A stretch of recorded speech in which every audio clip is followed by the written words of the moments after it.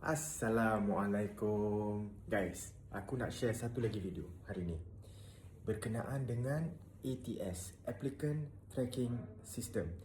So basically, bila kau punya resume ataupun kau punya CV dah padat dengan keyword-keyword supaya ATS boleh tangkap, sekarang ni aku dekat satu syarikat yang mana aku try implement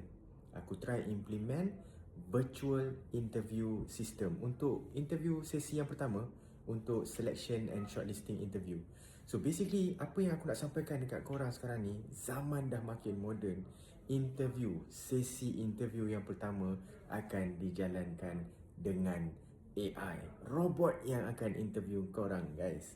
So, bila dekat keyword CV kau boleh tulis banyak-banyak, bila dekat verbal dan vocal kau boleh sebut tak apa keyword-keyword yang kau dah tulis tu balik semula.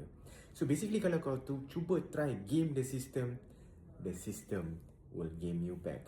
So kalau kau nak tahu macam mana kita nak atasi, macam mana kita nak lalui proses-proses ni, insya-Allah aku boleh guide satu persatu.